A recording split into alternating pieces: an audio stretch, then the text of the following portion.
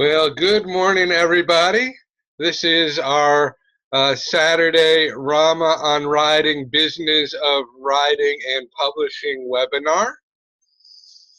We're getting close to the end of the year, so I thought it would be wise for us to kind of assess where we are in our project and where we should be going. It is obviously different for every one of us because we're in a different place in this adventure of writing, promoting our books. Tom and I are working on a lot of new program components for this coming year that will make both our publishing program and our promotion program significantly better. And I'm excited about this. I'm on a lot of different mailing lists, and every time I see something that I think would be beneficial for the program, I send it to Tom to sort out because, truthfully, I can't really sort out this stuff. I don't know, the details of, I don't have that base of understanding that Tom has from being in the writing and publishing business for 35 years. So I do a lot of research, but I really leave it to Tom to sort through whether this program or that program is worthy. And we've got a couple of really interesting things moving ahead. And of course, Tom is the super negotiator. I'm more of a soft touch, so I used to have my mechanics do most of the negotiating for selling the bikes in my bike shop because they were tougher than I am. I just wanted to give the stuff away or, for less anyway. And, Tom has that way about him. He has a tough kind of blue collar approach to dealing. He's a tough guy. He knows how to do it. So we're very lucky that we have him on our side. We just need to find the way to pick his brain so that it makes sense to us, which sometimes can be difficult. Well, as I said, today we're kind of going to sort out, where we go from here. And there are lots of things that we can do. And for those of you at the beginning of this publishing timeline, I was thinking that one of the real important things to do would be to set up your Facebook business page, author page, book page, whatever way you want to leverage on Facebook. And if you don't know how to do it, you can just Google setting up a fan page on Facebook or setting up a business page. And it is one of the simplest things that you could possibly imagine doing. So use Google to help you get your procedure. And somewhere back in the archives, there is a webinar I did on it, but it may have been before I was organized enough to name the webinars. So it may be just as easy to go and Google that component. Now, one of the things I remember hearing is that if you were to choose a name, so let's say that I chose a Facebook fan page or business page called Sedona Mountain Biking, I would also want to go to Twitter and set up a page called Sedona Mountain Biking, and perhaps Google Plus and Pinterest and LinkedIn as well, so that we want to try to brand ourselves with some consistent names. And I'm not sure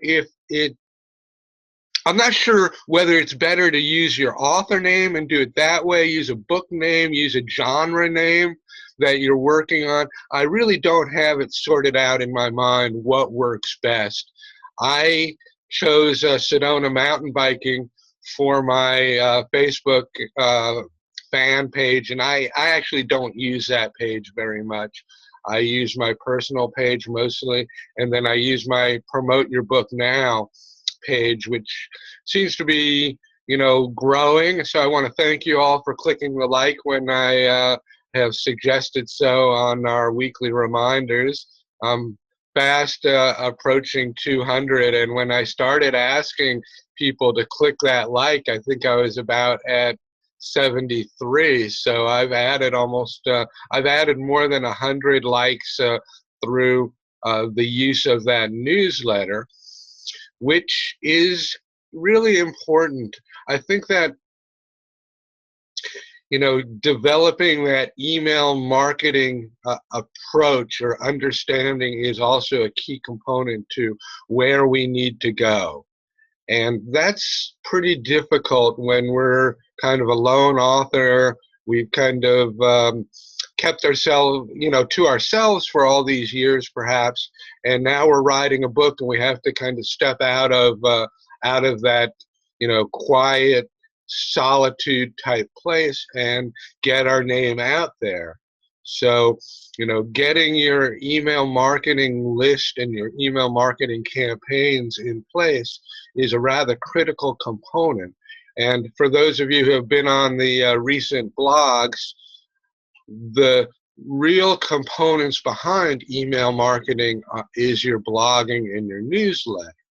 So if we talk about our social media setup for our business pages or a fan page like Deb McTiernan has done the Lily Noble fan page, her main character in her book, it does help to kind of sort out where it is we're going to go with these components, and that's where I want you all to start, visiting in this next month before the year end.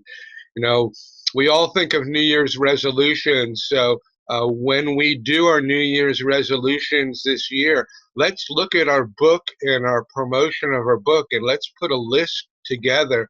And I would encourage you all to send me an email with this kind of plan moving forward, so that we can talk about it on a regular basis. We can keep engaging in moving forward.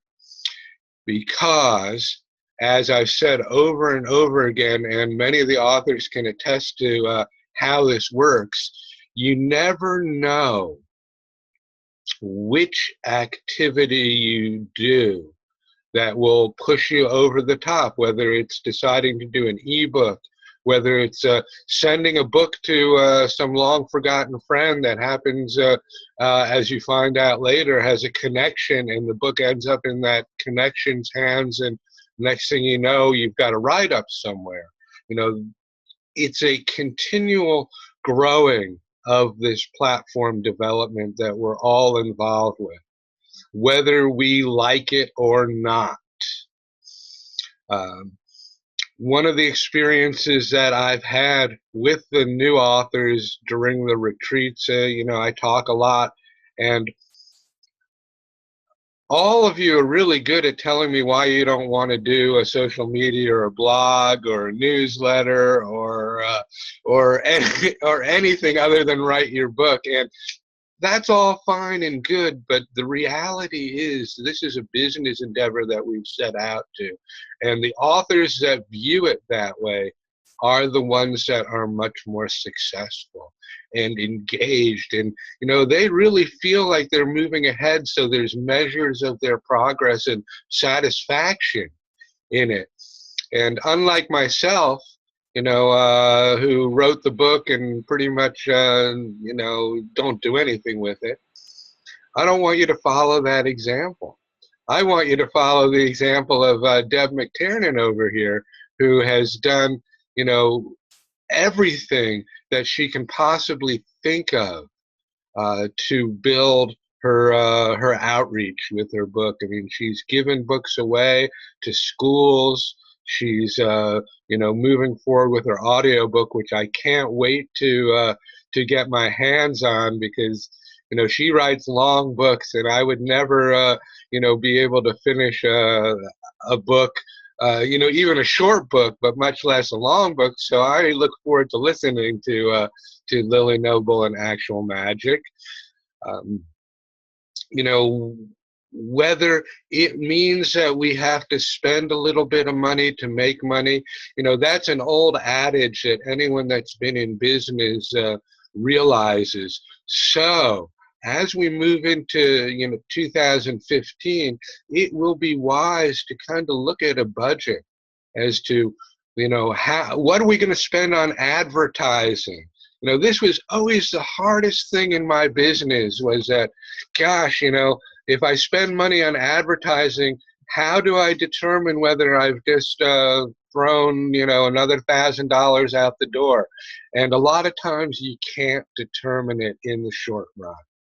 So we do need to look at ways that we can expand our footprint and be careful of where we spend our money, but also realize that it will require some expenditure. And I think that if we Googled, a term like what percentage of our budget should be on advertising, you probably get something like 10% or more. So if we spent, $5,000 on our, program to publish our book and begin the promotion, we probably realistically need to budget at least another $500 over the course of the year on various things, whether it's printing bookmarks, business cards, whether it's paying $20, $25 to get our book on a certain website, whether it's paying $500 to get a Kirkus review. And for those who don't know, Kirkus is probably the premier review company in the world. And I mention it because Deb just got a pretty stellar review, which I did post on my Facebook page. But, bear in mind that she anteed up for that. And so, she recognizes that promotion does cost money. And most of the authors, when I go back to, I hold Deb up as a role model, and I hold one other author up as a role model also, Catherine Carrigan. These two gals have really stepped to the plate with promotion. They are continually looking at new angles. And, even though neither of them are millionaires and have lots of money to spend on promotion, they find a way to determine what things are worthwhile to spend money on. I know that when I was speaking to Deb last year, she spent some additional money to have her blog assessed to determine if it was effectively written. So, these kind of things are important for us to kind of sort through. And don't get me wrong, I'm not telling you to go out and spend a lot of money. I'm telling you to go out and look at what's being done out there. And there's a lot of free stuff out there as well.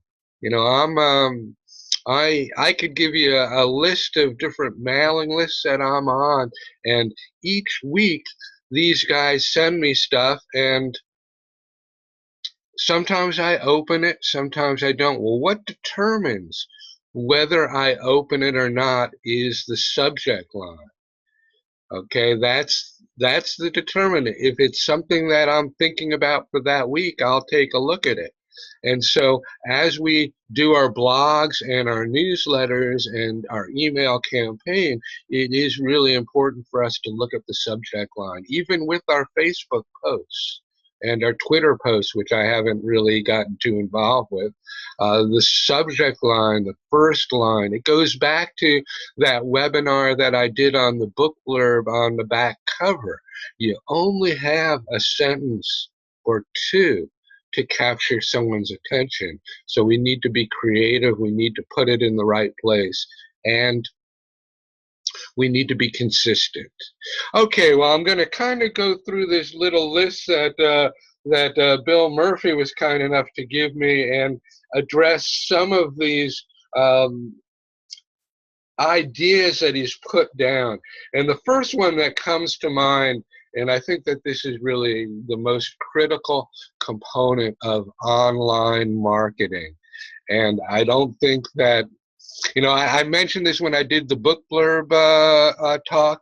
I think that this gets forgotten so often.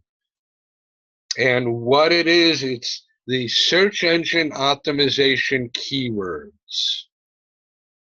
So there are some websites. I don't have these up, and we'll probably do a webinar in the early part of this coming year again about search engine optimization keywords. For those of you who don't understand what I'm talking about, search engine optimization keywords is what we need to leverage to get ranked by Google.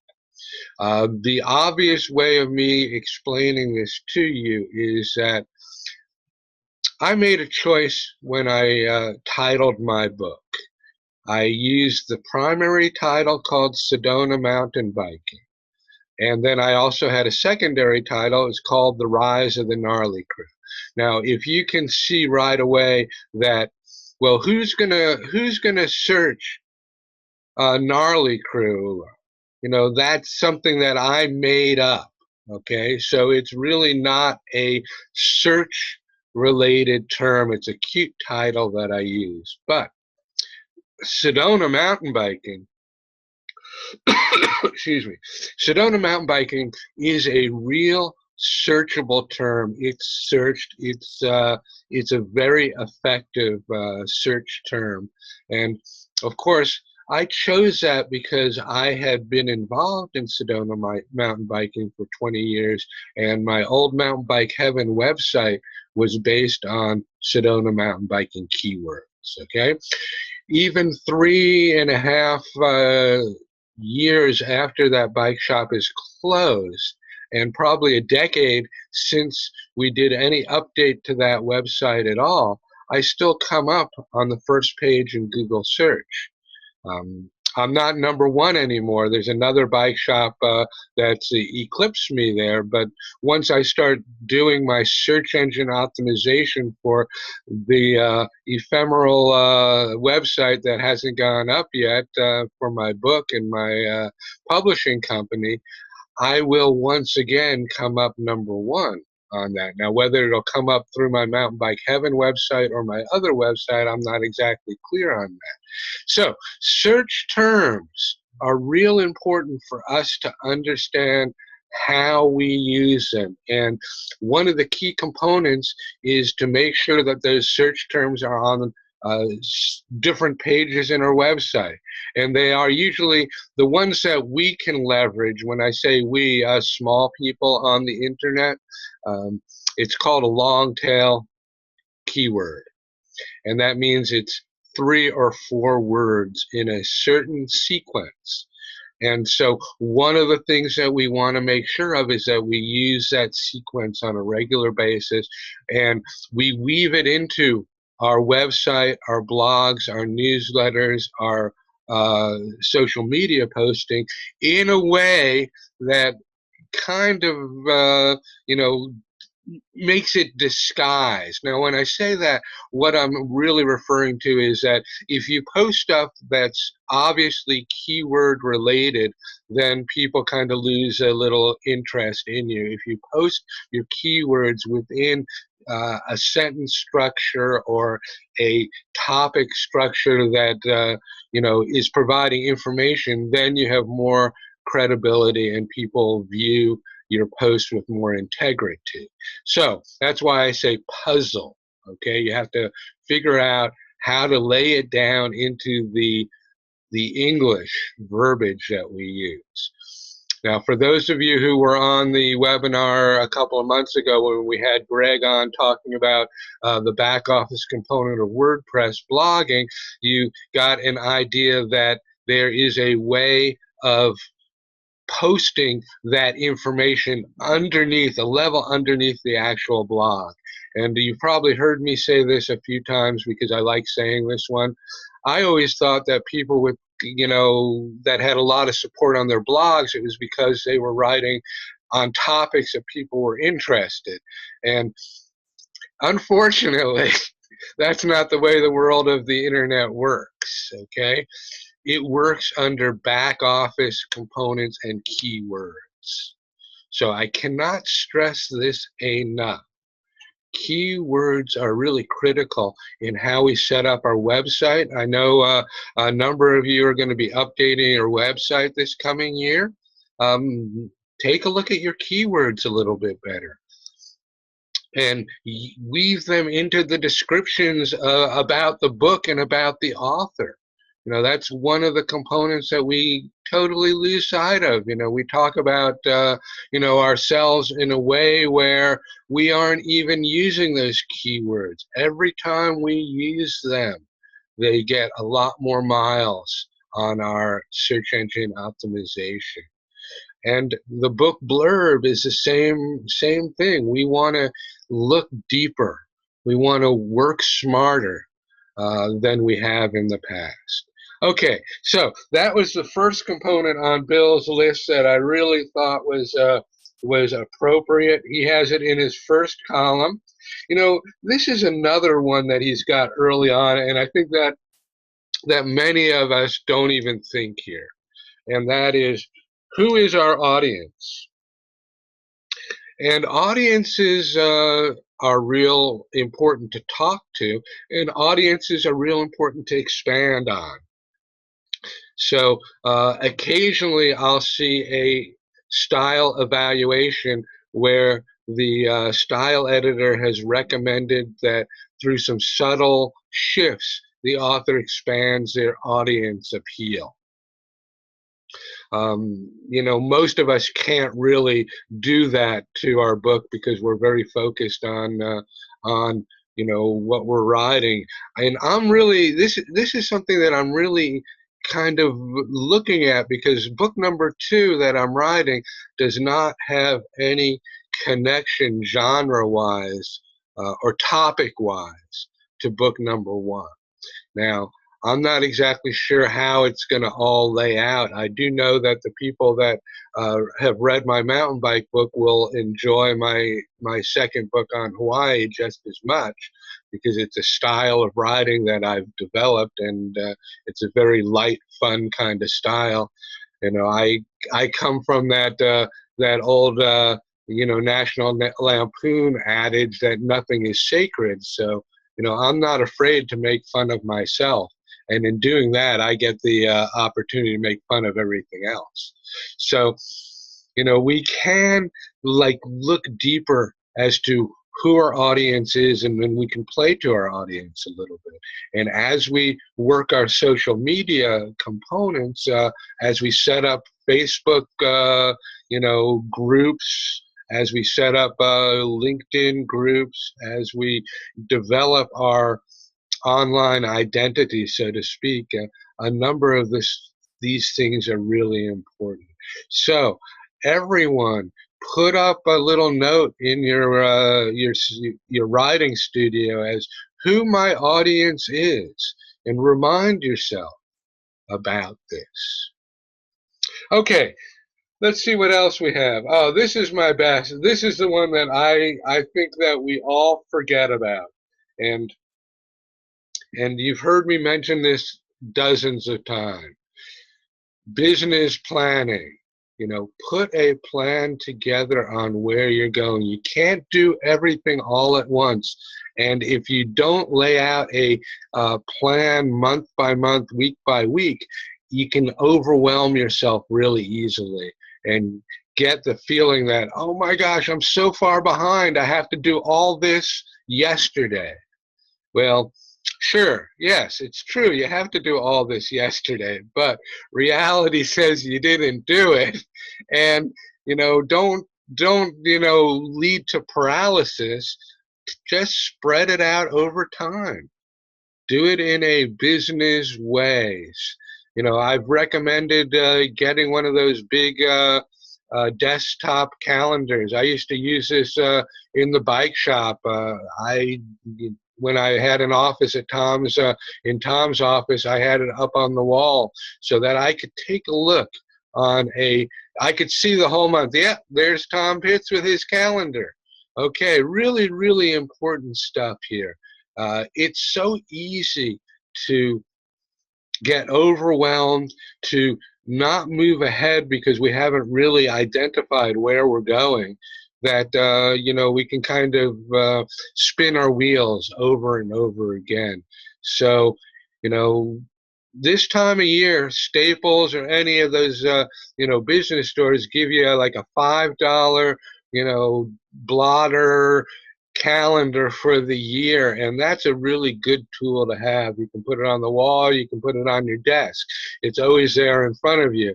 There are huge numbers of digital calendars all over the place. I think that when I go to the iTunes store and look under productivity, calendars and daily planners make up a huge component. And a lot of these are very integrated, where if you put a posting up, you'll get a pop-up on Tuesday at 10 o'clock that you were supposed to go on Facebook and do some posts.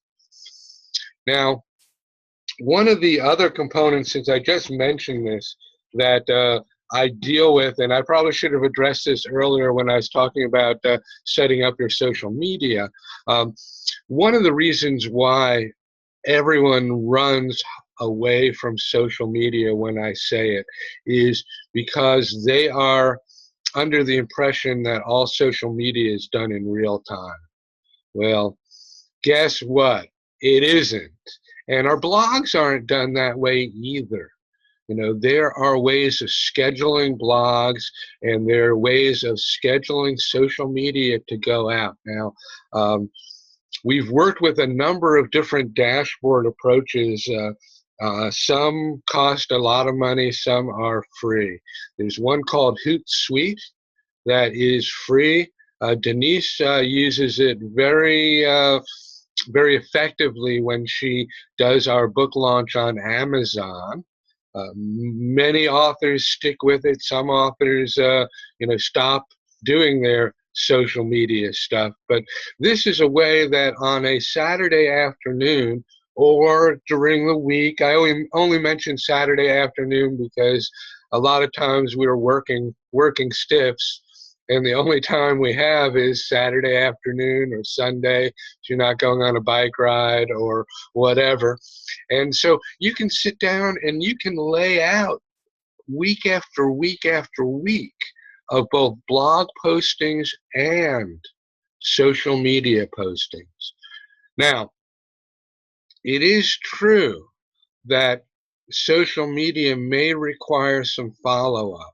One of the real important components that some of the authors have found, and I've heard over and over again, is that social media can grow deeper and have more tentacles if we engage our people. So if you do have a series of posts that go out, let's say Monday morning, and people comment on it, it's a really good thing for us to go back and comment back, thank them for a post, engage them.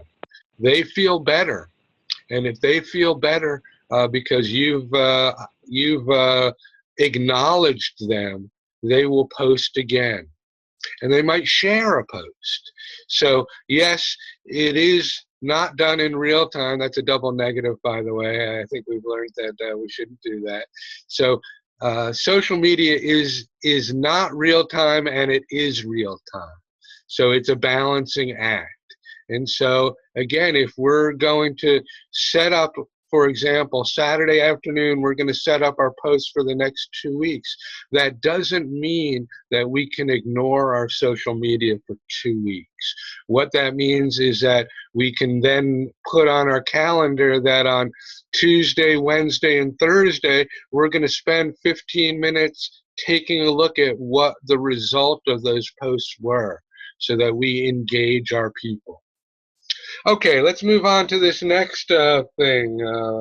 Of course, we've kind of mentioned blog posts. The only thing that I can add here, gang, is that with blogs, one of the key components is consistency. Okay, so if we decide that we're going to post to our blog once a week, we want to make sure that we post the same time every week because people start to look forward to that. And at first, bear in mind, it may seem like you're blogging for yourself, and you are. Just like when I started these webinars, there were 2 or 3 people on them. Now there's 10 or 12, and sometimes we've had 40 people on.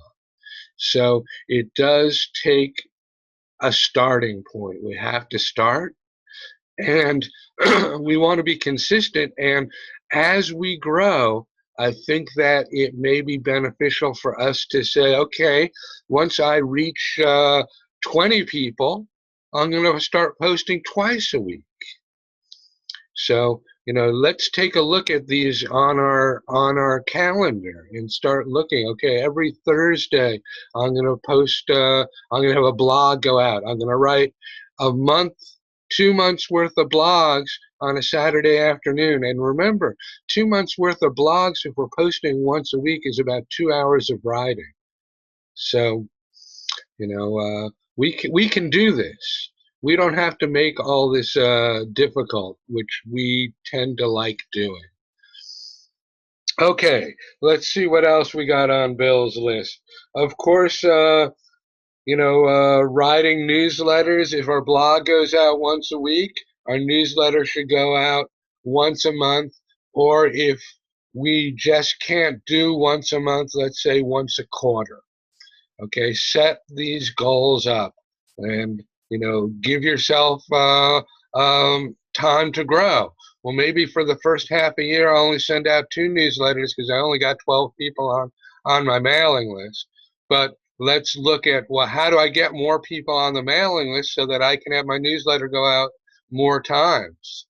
So it's all interconnected.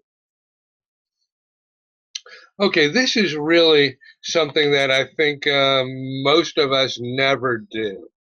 And the gentleman that has broken this mold is Curtis Mang, who essentially cross blogs. Okay, so the component that Bill has mentioned here in his list of details is connecting with other websites. Okay, connecting with other websites. There's a number of different things that we can do. I used to have, and it's probably still up there, we used to have on our Mountain Bike Heaven page a links page, okay? And on that page, we shared links of websites that were, we thought were cool. They were all mountain bike websites. And in return for having that links page and having them linked from our website, we requested that they had our link on their website. Okay, so that's one component that, hey, there's a lot of stuff out there. A lot of times when I go to a website that I like, one of the first things I'm looking at is links that person feels are relevant to that topic. So we can have a links page. We can have it set up a bunch of different ways. So that's one component of connecting with other websites. The other component is to find blogs and forums that we begin to participate with. These are generally bigger sites than us. Our website generally, certainly, if we haven't had one up, we don't have a lot of people that even know we're there. So finding blogs and forums that we like, that are genre specific to what we're writing about or what we like doing, is really a critical component. And as I say, I truly think that this is the biggest neglect from authors. I mean, we even have authors like Catherine Carrigan who specifically says that, hey, I'll post your blog if you post my blog. That is the type of connection that we're after.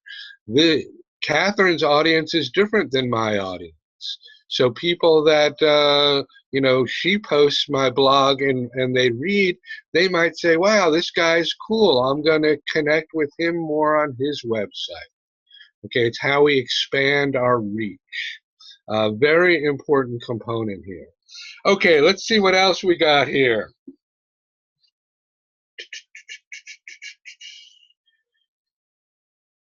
Okay, just to give you the heads up, in my email that went out this week, I mentioned that Bill Murphy, sitting there in his comfortable study, is going to be doing a radio interview on the 24th of November at, I think it was about 9:30 Eastern Daylight Time. You'll have to go back to the email and click the link and put that on your calendar. Okay, what that does is it gets him out there to an additional audience that he wouldn't interrelate with otherwise. These kind of things are helpful at expanding our outreach. Now, bear in mind that from Tom and my experience, this may not directly lead to a huge number of book sales right away, okay? It's all about laying this footprint out there online. And whenever we do an interview, we get better and more on topic at talking about our book, ourselves. One of the things that these programs do is they expand your outreach. And so this is a really important component. There's all kinds of internet radio. A number of our authors even have shows on a regular basis. There's a gal named Maxine Taylor who's an astrologer in Atlanta, and she has built her whole platform on a radio show that she does. And you see, this is an interesting component. It may not lead to sales of books, but if we are actually offering a service, it can lead first to people engaging you on what you're teaching, what kind of programs you have. So it does then beg the question, what kind of programs do you have? So something to think about through the calendar year is, well, am I going to develop a platform?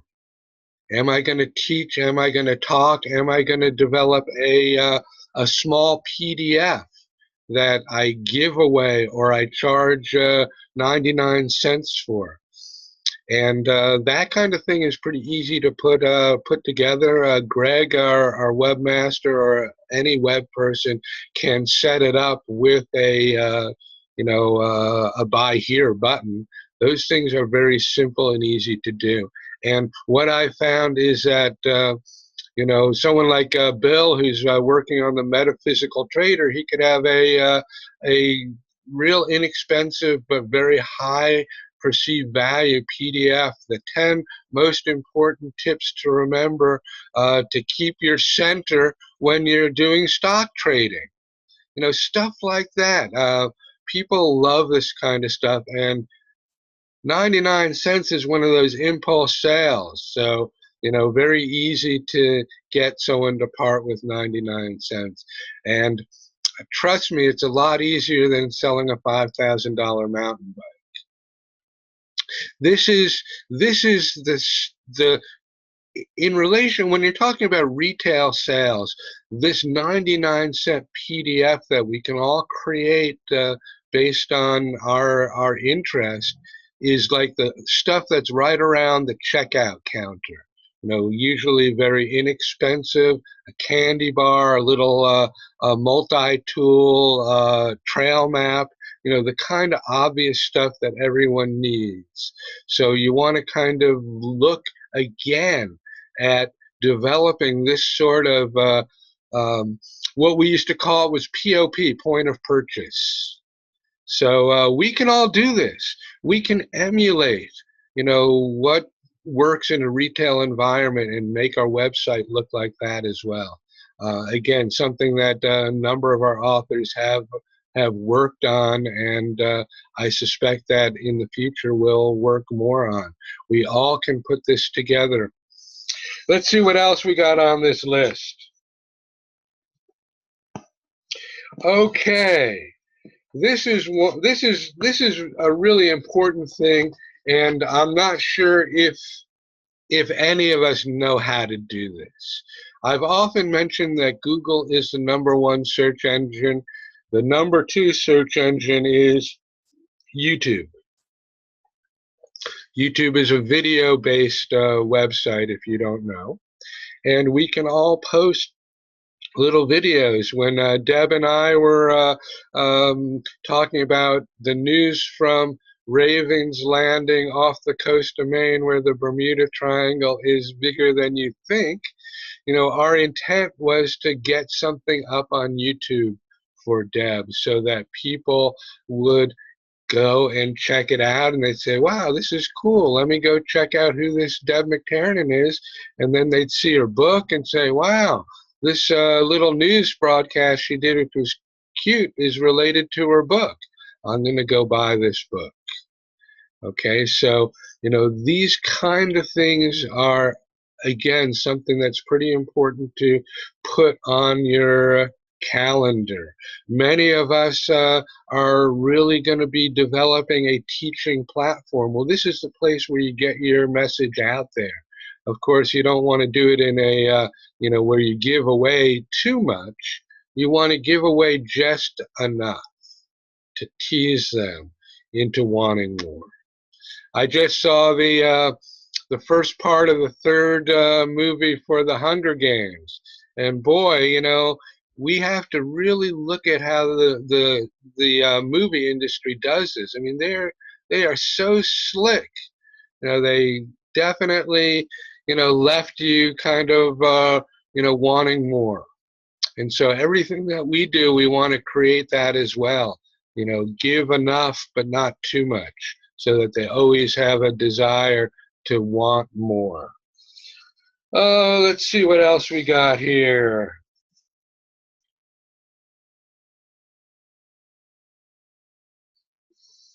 Well, that's the majority of the important thing. Now, Bill also has a column, and I guess this is pretty important, gang. Bill also has his last column relating to the business components of this game. Okay, and one of the things that I find is real important to understand with this process that we're doing is that we are in a business. Okay, we are in a business. Okay, so that means that we have expenses, and trust me, man, you can save a lot of receipts that are relating to business. Bill took me out to lunch, and we bought pizza. Well, he grabbed the receipt, even though I'd say 99% of the people that went to that pizza place didn't grab a receipt. Well, he knows that we're talking about books, and this is a deductible expense. So we want to kind of maintain our business sense in this game, because we all know, I learned from my dad that the game was not to pay taxes, okay? And sure, there's a lot of stuff in the news, but if you hear, it's overwhelmingly that the big corporations don't pay taxes. Well, it's only because we're dumb that we are paying taxes. They've got it figured out, so we want to emulate what they're doing for balancing this tax commitment that we have. So expenses, your workshops, whenever you're going to whenever I go out to dinner with Abby, who's my girlfriend, I make a point of talking about books first. Okay, I mean, all it takes is one question, one statement, and it does qualify for a tax deduction. Of course, it's not one-to-one, but it's better than nothing. So acting smart as far as business goes is really critical, gang. And sure, when we go to the copy center to get, something copied about our book, we may not remember to grab the receipt. Let's all do a better job of keeping track. Get an envelope, get the receipts, write a note on the back. This is a critical component because what it does, it gets you in the business mindset of this project. And, otherwise, we're just giving things away. Which we tend to do. I was working with an author, and a lot of this stuff is like no-brainer stuff. Okay, it's just that we need reminders over and over again so that we kind of incorporate it into our day-to-day. Well, one of the authors was preparing one of these PDFs. She was doing a workbook that was relating to her book, and she wanted to give it away for free, which is great. It's great to do that, but she didn't set it up initially where she grabbed the email address. And her thought behind it was, well, I want to make it easy for people. Well, that's just not the way it's done. If you give that away without getting that email address in return, you really are wasting the whole process. Sure, maybe you come across as a good guy, but we all know good guys finish last, and none of us want to finish last. Anyway, gang, I'm going to close out this webinar, and we're going to open back up in 5 minutes with an interview with Tom Pitts. And Tom has been working on this book for a long time, and I'm so happy for him that we have it in print now, and it's exciting. He's going to be doing his launch on Black Friday, so everybody on Black Friday, click his launch page, go to Amazon, and click a lot of links, because becoming a #1 Amazon bestseller is a combination of activity on the website and purchases of the book. And remember that the next 2 weeks I will not be broadcasting. Next week is too close to Thanksgiving and everyone's going to be out having fun. And the week after I'm traveling to Hawaii, so I'm not going to be able to broadcast from the plane. I will be back for 2 weeks after that, and then we'll take a little break for Christmas, New Year's, and our first webinar of the year. So everybody, have yourself a great day. We'll be back in a few minutes with Tom Pitts on the next room. Take care.